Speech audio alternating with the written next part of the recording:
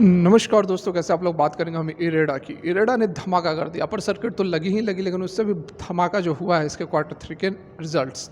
तीन खुशखबरी एक साथ जानेंगे क्या कुछ है।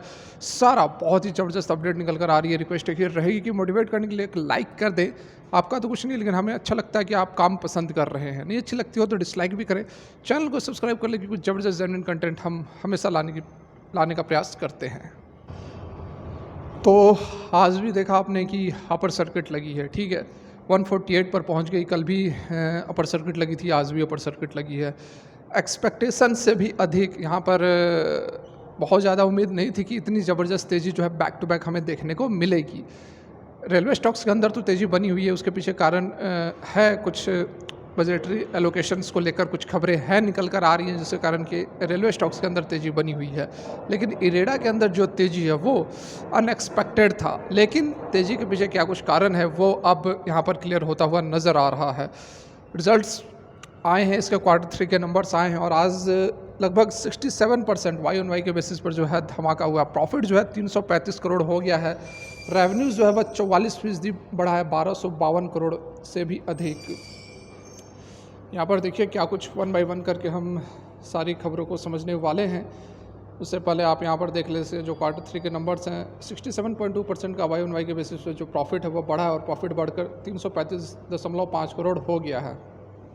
और इस तेज़ी के पीछे क्या कारण है, तो लोन के अंदर जो है बहुत ज़बरदस्त ग्रोथ हुआ है, ठीक है। लोन के अंदर जो ग्रोथ है वो बहुत ही ज़बरदस्त हुआ है और उसके पीछे क्या कारण है ऑलरेडी आप सभी जान रहे हैं कि यह जो फाइनेंस करती है रिन्यूएबल एनर्जी को फाइनेंस कर, मतलब कि जो भी प्रोजेक्ट्स हैं रिन्यूएबल एनर्जी में लगे हुए उनको फाइनेंस करने का काम करती है। और प्राइमरी यहाँ पर प्राइवेट सेक्टर को ये ज़्यादा फाइनेंस करती है, ज़्यादा इन द सेंस ऑफ 75:25 का रेशियो है। 75:75% का जो फाइनेंस है वह प्राइवेट सेक्टर के लिए देती है और 25% पब्लिक सेक्टर के लिए। और कल ही परसों जो अपडेट निकल कर आई थी, जिसमें कि बताया गया था कि $500 बिलियन का इन्वेस्टमेंट चाहिए 500 गीगावाट रिन्यूएबल एनर्जी जो टारगेट है 2030 तक उसको फुलफिल करने के लिए। और इसके लिए $500 बिलियन की रिक्वायरमेंट होगी और इसको पूरा करने 2030 तक की बात की जा रही है। और इसको पूरा करने के लिए कौन जिम्मेवार रहेगा, तो इरेडा ही फाइनेंस करने का काम करेगी। जो भी रिन्यूएबल एनर्जी के प्रोजेक्ट्स है, सोलर हो गई, विंड हो गई,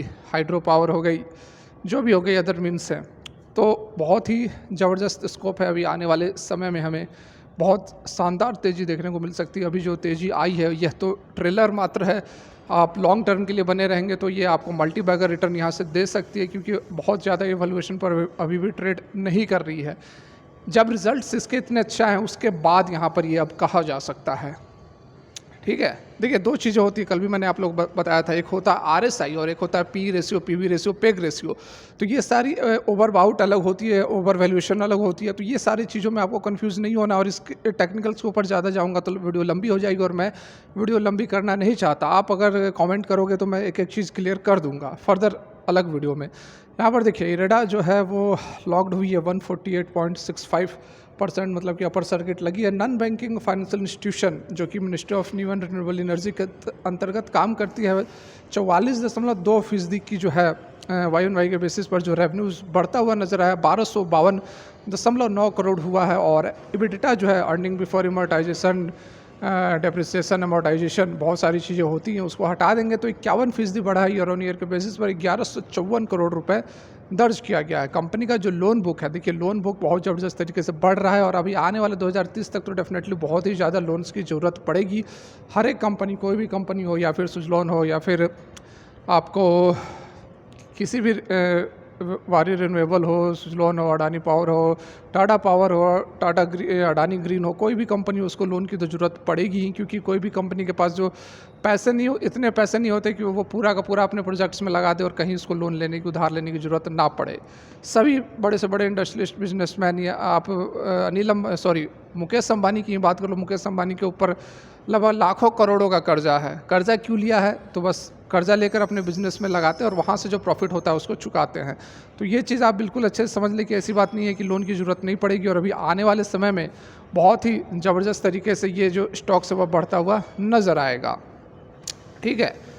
फर्दर यहाँ पर देखें, बात की जाए तो कंपनी का जो लोन बुक वगैरह है 33% बढ़ा है। नेट NPA के अंदर भी अच्छी यहाँ पर कहानी देखने को मिल रही है। देखिए नॉन परफॉर्मिंग एसेट्स, जिसके कारण कि यस बैंक आप सभी जान रहे होंगे कि बर्बाद हुआ था, वह यहाँ पर डाउन हो गया। 2.03% था एक साल पहले और अब जाकर 1.52% रह गया। तो जो एनपीए मतलब कि नॉन परफॉर्मिंग एसेट्स है उसके अंदर भी गिरावट आई और जितना कम एनपीए रहेगा उतना ही अच्छा कंपनी का फ्यूचर रहेगा।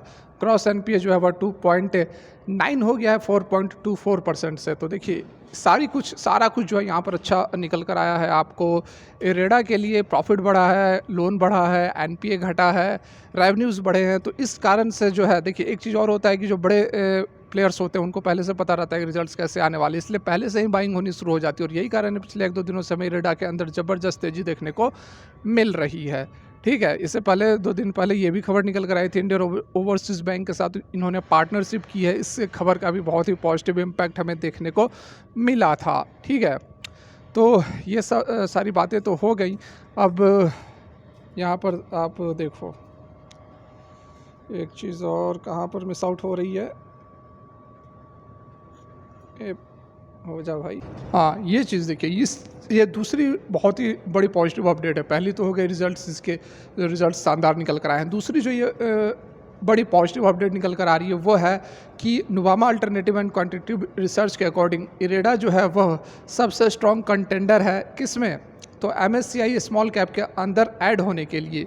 यह भी बहुत ही बड़ी खबर यहाँ निकल कर आ रही है। और जो कट ऑफ पीरियड है वो है 18 जनवरी से 31 जनवरी के बीच में, और जो ऑफिशियल डिसीजन लिया जाएगा वो लिया जाएगा 13 फरवरी को, और जो चेंजेस हैं वो 29 फरवरी को देखने को मिलेंगे। तो 13 फरवरी भी आप याद रखें, इरेडा के पॉइंट ऑफ व्यू से बहुत ही ज़बरदस्त तेज़ी हमें देखने को मिल सकती है 13 फरवरी तक, क्योंकि MSCI के अंदर जब ऐड होगी तो बहुत ही बड़ा जो पैसिव फ्लोज होता है, पैसिव जो फंड्स होते हैं वो इरेडा के अंदर आएंगे।